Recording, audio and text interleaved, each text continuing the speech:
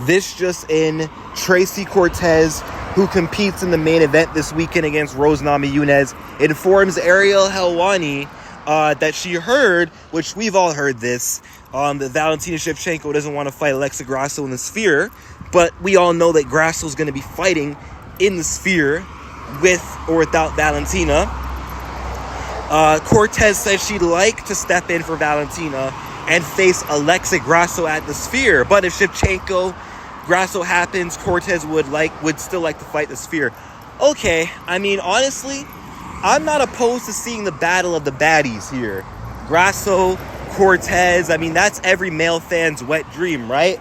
I mean, if she could beat Rose this weekend, if she could beat a former champion, could that be enough of a claim for a title shot if Valentina won't fight?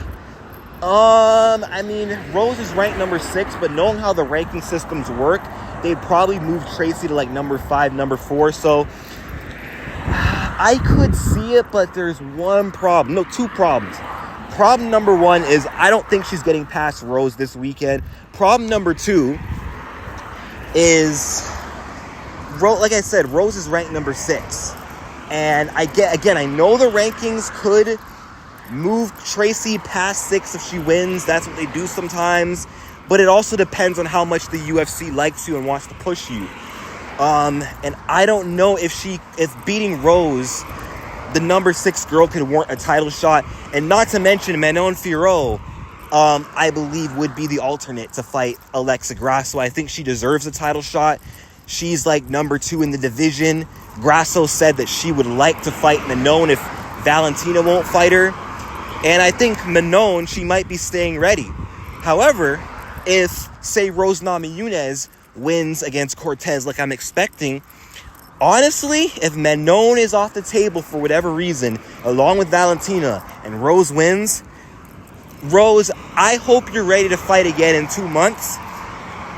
Because I could actually see the UFC doing Grasso versus Namajunas.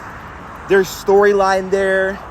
Rose is a former champion. She's friends with Valentina, former training partner of Valentina.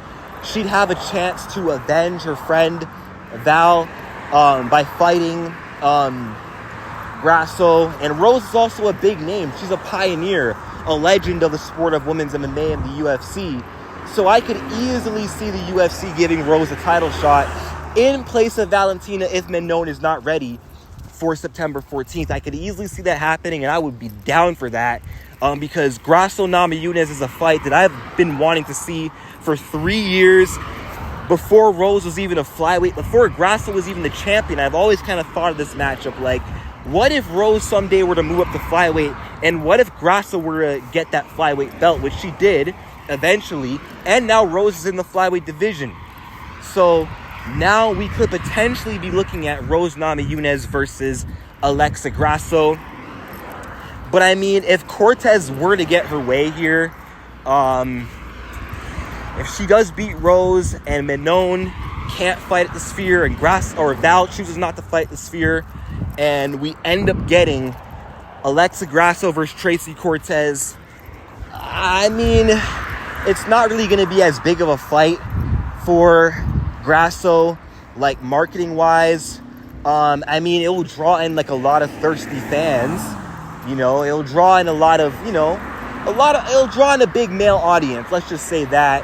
But I mean, hardcore fans who aren't thinking with their you-know-what aren't really going to care because Tracy, again, not that big of a name. I don't know if if she beats Rose, that could actually prove she is of that elite level, so never mind. But it's just not as interesting as Grasso Valentina 3, Grasso Manon, or Grasso against Rose if Rose is still at the top of her game, you know? But I think Grasso would win this fight relatively easily. But yeah, I don't really see Cortez getting a title shot anytime soon. I think she's got quite a bit more work to do. But hopefully Valentina can just suck it up, fight in the Sphere anyway, and stop coping, okay? You're lucky it was even a split draw. Yeah, you thought you won, but this draw is a layup for you to even get this shot. So Yeah, you better take this while it's here, Valentina, okay? Like, come on. Just take the fight. If you thought you won, if you think you're better, and if you're confident, it shouldn't matter whether it's on Mexican Independence Day or not. If you think you're better, you should be confident that you should go out there and completely dominate and maybe even finish Alexa Grasso. But another thing I was thinking too, if, say, Val refuses to fight Grasso in the Sphere, she shouldn't get the privilege of waiting any longer for the next shot. I think she should be forced to go down the rankings and maybe just do Cortez versus Shevchenko. I mean, Valentina would dominate Cortez, dog walker, make easy work of her, but that should be Valentina's punishment. Is, you know what? I was supposed to fight for the belt against the world champion. Now I got to downgrade, go backwards, and take on Tracy, waste my time beating up Tracy. I think that should be the move. And then Grasso, in the meantime, fights Manon Firo or whoever's willing to step up. But yeah, let me know what you guys think in the comment section down below, and peace out.